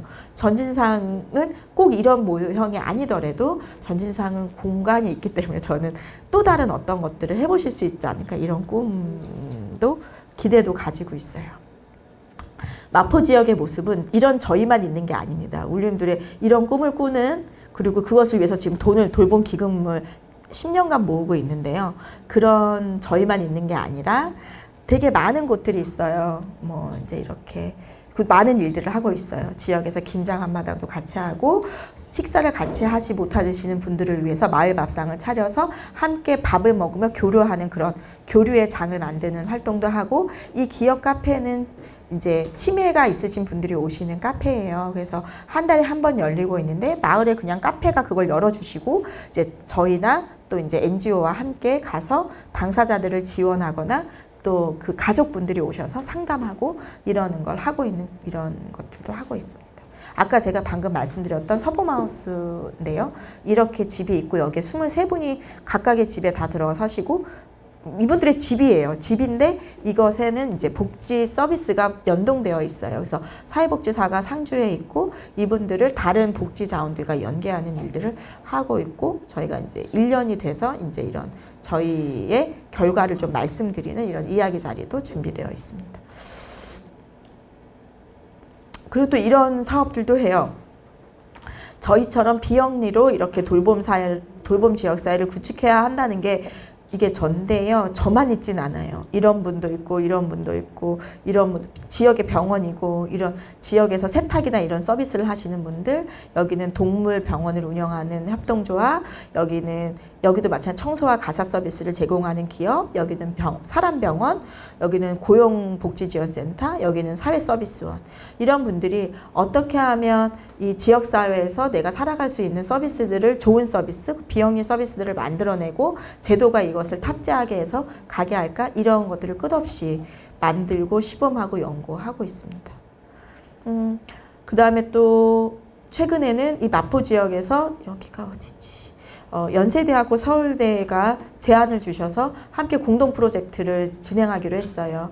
그래서 어떻게 하면 노화와 그러니까 나이가 들어가는 과정에서도 지역사회 돌봄 관계망을 어떻게 구축하는 게 좋을까라고 하는 장기 추적 연구조사거든요. 그래서 이거는 30년 이상 연구를 하는 거고요. 그 지역에 계시는 2,000명 정도의 마포 주민들, 55세 이상 분들을 코호트 조사하는 겁니다. 이분들 계속적으로 3년마다 좀 전문 건강검진과 뭐 인지검사와 이런 것들을 진행하면서 이분들의 건강이 어떻게 변화하는지, 근데 그 변화 요인에 지역사회가 구축되어지는 것이 어떤 영향을 미치는지, 그리고 이분들의 건강 상황을 이렇게 지역적으로 바라보며 이 지역에 필요한 어떤 돌봄의 고리는 무엇이 필요한지 이런 것들을 찾아내고 그 일을 이제 저희와 이제 아까 보셨던 그런 기관들이 함께 하기 위해서 이제 협약해서 요 사업 이런 돌봄 관계망 구축을 위한 연구를 이제 막 시작했고 개소식을 지지난주에 했습니다.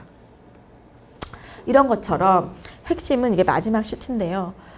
아까 이제 뭐 여러 영역이 있고 시민은 그런 실력을 키워야 하고 공동체 영역을 더 많이 만들어야 되고 내가 집으로 돌아갈 수 있기 위해서는 현재로선 준비되어 있는 것이 아주 미약하지만 지금부터는 더 많이 이야기하고 당사자로서 이야기하고 누군가 이야기하는 것을 듣고 상상하고 상상했으면 그것을 한번 실천해보고 실천해서 부족했으면 그것을 보완하고 또 우리가 할 수 없는 영역이라면 그것을 요구해서 가능하게끔 만들어내고 이것을 굉장히 창의적이고 열심히 해야 하는 시기다 라는 생각이에요. 그래야만 나의 존엄한 삶과 존엄한 죽음이 연결되어지고 혹은 뭐 저희 아버지는 안 되시겠지만 그 다음에 한 5년 후에 또 누군가 어떤 분들 그때 그 시절에 그 분들은 그래도 집으로 찾아오는 어떤 서비스와 사람들이 늘어나고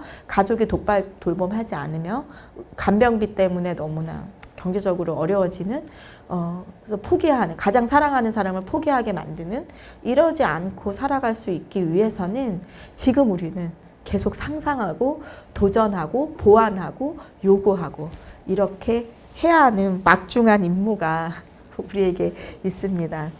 전진상과 그런 일들을 저희도 마포에서 함께 만나면서 더 많이 같이 하고 싶습니다. 마칠게요. 감사합니다.